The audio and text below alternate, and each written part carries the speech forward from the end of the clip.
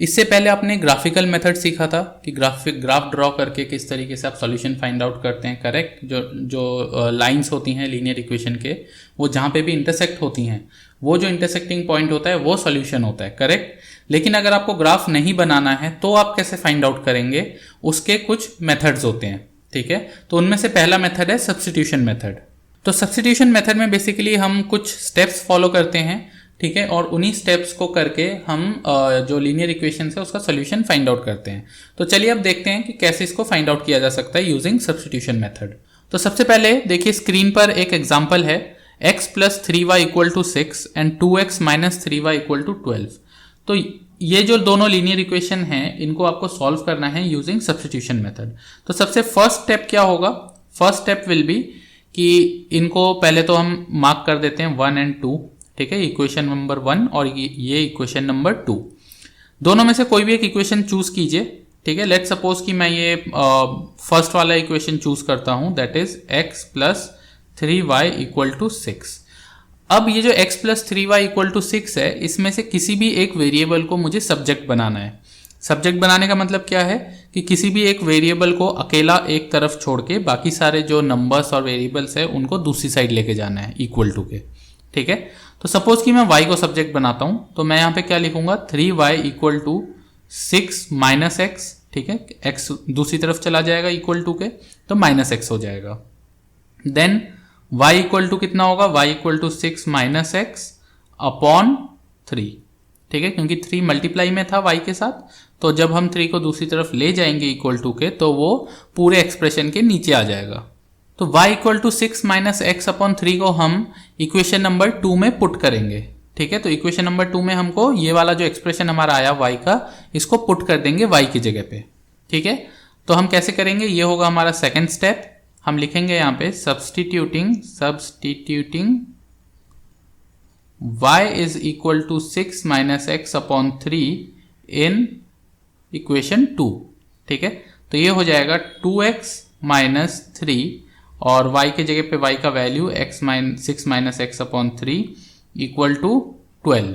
अब इसको हमें सॉल्व करना है, तो सॉल्व करेंगे 2x माइनस, अब ये 3 और 3 कैंसिल हो जाएगा, न्यूमरेटर और डिनोमिनेटर में है, ठीक है। अगर ये कैंसिल नहीं होता तो हम क्या करते, हम इस 3 को न्यूमरेटर के ब्रैकेट के अंदर जो न्यूमरेटर है उसके हर एक टर्म के साथ मल्टीप्लाई कर देते हैं, ठीक है, डिस्ट्रीब्यूटिव प्रॉपर्टी जैसे हम सॉल्व करते हैं। और जो डिनोमिनेटर है उसको एलसीएम ले लेते हैं पूरे एक्सप्रेशन के साथ, ठीक है। तो अभी तो हमारा कैंसिल हो गया, तो उसको करने की जरूरत नहीं है, तो हमारा ये सिंपली हो जाएगा 2x minus 6 minus x equal to 12, ठीक है। अब जो लाइक टर्म है 2x और माइनस एक्स, इसको सॉल्व कर देंगे तो ये हो जाएगा x माइनस 6 इक्वल टू 12। तो x is equal to 12 plus 6, तो x इज इक्वल टू कितना आया, 12 प्लस 6 18, ठीक है। तो x का वैल्यू हमारा आ गया 18। अब हम थर्ड वाले स्टेप को करेंगे। Third step is putting x is equal to 18 in 3, ठीक है। एक्सप्रेशन 3 में हम x इक्वल टू 18 जो हमारा यहाँ पे आया उसको पुट कर देंगे। तो एक्सप्रेशन 3 कहाँ है, एक्सप्रेशन 3 ये है, ठीक है। तो हम इसको लिखेंगे y is equal to 6 minus 18 upon 3। तो y इज इक्वल टू कितना आया, 6 माइनस 18 कितना होगा, 6 माइनस 18 इज माइनस 12 अपॉन 3। तो 3 1 जा 3 4 जा, करेक्ट। तो y का वैल्यू क्या आया, y is equal to minus 4। तो x और y दोनों का वैल्यू आ गया हमारे पास। तो x का वैल्यू क्या है 18 एंड y का वैल्यू क्या है माइनस 4।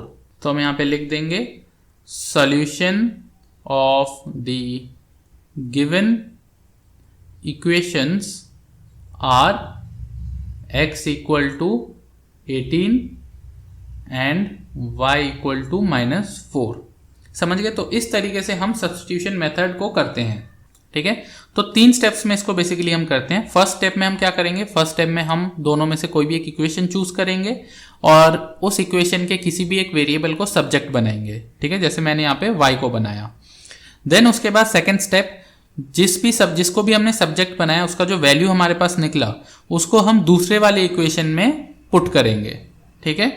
दूसरे वाले इक्वेशन में जब उसका वैल्यू आप पुट करोगे तो आपके पास जो अनदर वेरिएबल है उसका एग्जैक्ट वैल्यू आपके पास आ जाएगा। जैसे कि यहाँ पे आया x का वैल्यू, y का वैल्यू हमने पुट किया तो x का वैल्यू हमको मिल गया, ठीक है, विच इज 18। थर्ड स्टेप में x का जो वैल्यू आया उसको हम जो थर्ड वाला एक्सप्रेशन हमने बनाया था, ठीक है, उसमें पुट करेंगे तो y का वैल्यू आ जाएगा, ठीक है। ये जो x का वैल्यू है इक्वल टू 18, इसको आप इन दोनों में से किसी एक इक्वेशन में भी पुट करेंगे तो भी आपके पास आ जाएगा। जरूरी नहीं है कि आपको ये थर्ड वाले इक्वेशन में ही पुट करना है, या फर्स्ट और सेकंड इक्वेशन में भी पुट करेंगे तो भी आपके पास सेम ही वैल्यू आएगा। तो अब लास्ट पार्ट्स में आपने सीखा था जब आप ग्राफिकल मेथड यूज कर रहे थे कि पेयर ऑफ लीनियर इक्वेशन के जब हम उसको सॉल्व करते हैं तो उसके तीन पॉसिबिलिटीज होती हैं। पहला कि यूनिक सॉल्यूशन, जो कि हमारे अभी जो हमने एग्जांपल किया उसमें हमारा यूनिक सॉल्यूशन आया, करेक्ट, एक्स और वाई का वैल्यू आ गया। सेकंड क्या था, नो सॉल्यूशन, और थर्ड क्या था, इनफाइनाइटली मैनी सॉल्यूशन, ठीक है। मतलब कि इनफाइनाइटली मैनी सॉल्यूशन किस में होता था, जब कोइंसाइडिंग लाइन होते थे, मतलब उसमें बहुत सारे सॉल्यूशंस हो सकते हैं। नो सॉल्यूशन जब पैरेलल लाइंस होते थे। अब जब हम ग्राफ बना ही नहीं रहे हैं, ठीक है, हम डायरेक्टली सब्स्टिट्यूशन मेथड यूज कर रहे हैं, तो ये हम कैसे पता लगाएंगे कि जो इक्वेशन हमको गिवन है उसके नंबर ऑफ सॉल्यूशंस कितने हैं, यूनिक सॉल्यूशन होगा या नो सॉल्यूशन या इनफाइनाइट नंबर ऑफ सॉल्यूशंस। तो वो भी हम सब्स्टिट्यूशन मेथड से कर सकते हैं, बता सकते हैं, वो मैं अब आपको बताऊंगा यूजिंग एग्जाम्पल। तो अब आपके सामने एक और एग्जाम्पल है, दो इक्वेशंस गिवन है, 2x + 3y = 9, 4x + 6y = 18। तो इन दोनों को हम फर्स्ट एंड सेकंड मार्क कर देते हैं, ठीक है। अगेन स्टेप 1 क्या था, स्टेप 1 दोनों में से कोई भी एक इक्वेशन आपको चूज करना है। तो लेट सपोज मैं फर्स्ट वाली इक्वेशन को चूज करता हूँ, 2x + 3y = 9। दोनों वेरिएबल में से किसी भी एक वेरिएबल को सब्जेक्ट बनाना है, तो मैं x को सब्जेक्ट बना लेता हूँ इस पर। तो 2x = 9 - 3y और x = 9 - 3y / 2, ठीक है। तो ये हो गया x का एक्सप्रेशन, तो इसको हम थर्ड मार्क कर देते हैं। स्टेप 2, सब्स्टिट्यूटिंग x = 9 - 3y / 2 इन एक्सप्रेशन 2, ठीक है। तो सेकेंड वाली इक्वेशन में हम x = 9 - 3y / 2 को पुट करेंगे, तो ये हो जाएगा 4 × x, तो x के जगह हम x का वैल्यू पुट करेंगे 9 - 3y / 2 प्लस 6y = 18, ठीक है। अब इस इक्वेशन को सॉल्व करना है, कैसे करेंगे, सबसे पहले 2 और ये 4 कैंसिल हो जाएगा, ये हो जाएगा 2। तो हम यहाँ पे क्या लिख सकते हैं, 2 9 - 3y प्लस 6y = 18, ठीक है। अब ये ब्रैकेट हम ओपन करेंगे तो ये हो जाएगा 9 × 2 = 18 - 3 × 2 = 6y प्लस 6y = 18। तो अब आप देखेंगे कि ये जो लाइक टर्म्स है दोनों, ठीक है, ये सेम है और ऑपोजिट साइंस है, ये -6y है, ये +6y है। तो -6y + 6y क्योंकि दोनों ऑपोजिट और सेम है तो कैंसिल हो जाएंगे, बचा क्या, 18 = 18, समझ गए।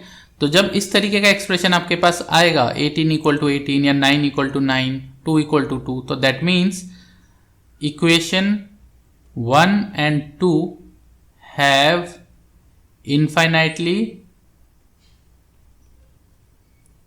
मैनी सॉल्यूशंस, ठीक है। तो इनफाइनाइट नंबर ऑफ सॉल्यूशंस होगा इस इक्वेशन का, समझ गए, ठीक है।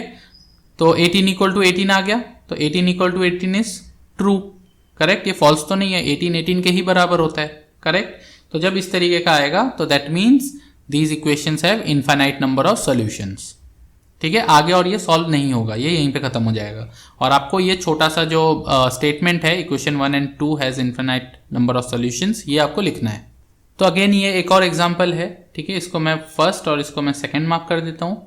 तो फर्स्ट स्टेप हमारा क्या था, दोनों में से कोई भी एक इक्वेशन आपको सेलेक्ट करना है। सपोज मैं सेकंड वाला इक्वेशन सेलेक्ट करता हूँ, 2x + 4y = 12। दोनों में से कोई भी एक वेरिएबल को सब्जेक्ट बनाना है, लेट सपोज मैं x को सब्जेक्ट बनाता हूँ, तो 2x = 12 - 4y और x = 12 - 4y / 2, ठीक है। तो ये हो गया हमारा थर्ड एक्सप्रेशन या इक्वेशन। ओके, अब सेकेंड स्टेप क्या है, substituting x = 12 - 4y / 2 in equation 1। तो सेकेंड वाली इक्वेशन से मैंने सब्जेक्ट निकाला था, तो अब मैं जो x का जो एक्सप्रेशन आया है वो मैं फर्स्ट वाले इक्वेशन में पुट करूंगा। ठीक है, ऐसा मत करना कि आपने सेकेंड वाले इक्वेशन को यूज करके आपने एक्सप्रेशन निकाला एक्स का और उसको सेकेंड वाले में ही पुट कर दिया, ऐसा नहीं है। आपको एक्सप्रेशन दूसरे वाले इक्वेशन में पुट करना है। ठीक है, ओके, तो ये हो जाएगा 12 minus 4y upon 2 plus 2y equal to 4। ठीक है, तो अब इसको हम सॉल्व करेंगे तो आप देखेंगे कि ये वाला जो एक्सप्रेशन है, इस एक्सप्रेशन के नीचे डिनोमिनेटर है 2, लेकिन जो ये वाला एक्सप्रेशन है इसके नीचे कोई भी डिनोमिनेटर नहीं है, दैट मीन्स कि 1 है। तो सबसे पहले हम क्या करेंगे, इनको लाइक फ्रैक्शन बनाएंगे। ठीक है, तो लाइक फ्रैक्शन आपको पता है, लाइक फ्रैक्शन कैसे बनाते हैं। अगर यहाँ पे 2 है तो इसका भी डिनोमिनेटर में 2 आना चाहिए। अगर 2 नहीं आ रहा है तो हम कुछ ऐसे नंबर से मल्टीप्लाई करेंगे कि दोनों के डिनोमिनेटर सेम हो जाए।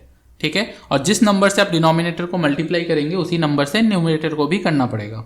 तो इसको मैं आपको दिखा देता हूँ कैसे करना है। वैसे तो मैं डायरेक्टली करता हूँ, लेकिन पता नहीं आप लोगों को कितना समझ में आएगा, तो इसलिए मैं मैनुअली करके आपको दिखा देता हूँ।